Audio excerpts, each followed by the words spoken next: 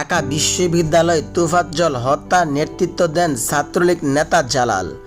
ঢাকা বিশ্ববিদ্যালয়ের ফজলুল হক মুসলিম হলের মোবাইল চুর সন্দেহ তোফাজ্জল হত্যার নেতৃত্ব দেন ফজলুল হক মুসলিম হলের ছাত্রলীগ সাবেক উপবিজ্ঞান ও প্রযুক্তি সম্পাদক এবং পদার্থবিজ্ঞান বিভাগের শিক্ষার্থী জালাল আহমেদ।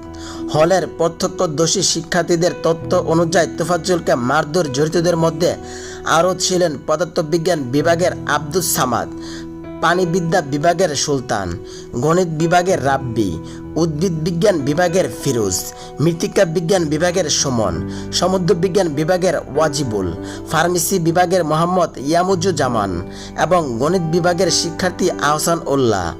এদিকে তোফাজ্জলকে হত্যার ঘটনা জড়িত থাকার অভিযোগে জালাল আহমেদ ও মৃত্তিকা বিজ্ঞান বিভাগের সুমনকে আটক করেছে শাহবাগ থানার পুলিশ। বৃহস্পতিবার বিকেলে 4টার দিকে তাদের শাহবাগ থানা নিয়ে যাওয়া হয় বলে জানিয়েছেন বিশ্ববিদ্যালয়ের সহকারী প্রক্টর ডক্টর মোহাম্মদ রফিকুল ইসলাম। বিশ্ববিদ্যালয়ের সহকারী প্রক্টর মোহাম্মদ রফিকুল ইসলাম কালবেলাকে বলেন, ফজলুল হক হলের মারধরের ঘটনা জালাল এবং সুমনকে আটক করে বিকেল 4টায় শাহবাগ থানা নেওয়া হয়েছে।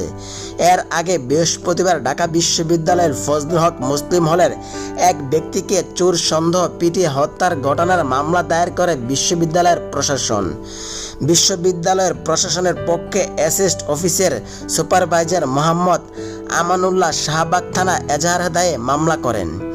এজাহারটি মামলার হিসেবে রেকর্ড করা হয়েছে বলে নিশ্চিত করেছেন শাহবাগ থানার ভারপ্রাপ্ত কর্মকর্তা AKM সাহাবুদ্দিন শাহিন।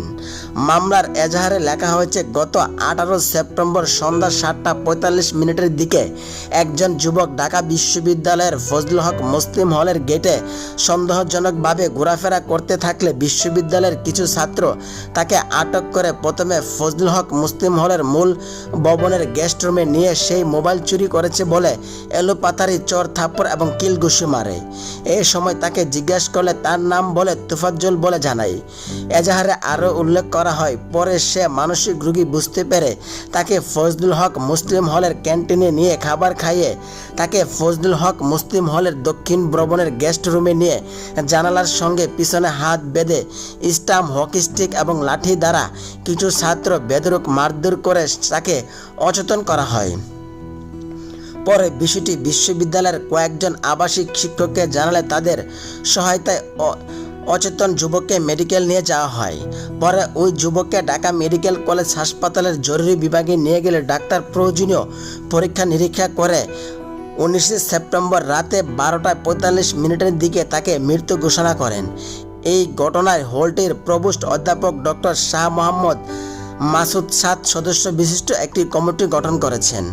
তদন্ত কমিটিতে আজ বৃহস্পতিবার সন্ধ্যা 6টার মধ্যে রিপোর্ট জমা দিতে অনুরোধ জানানো হয়েছে।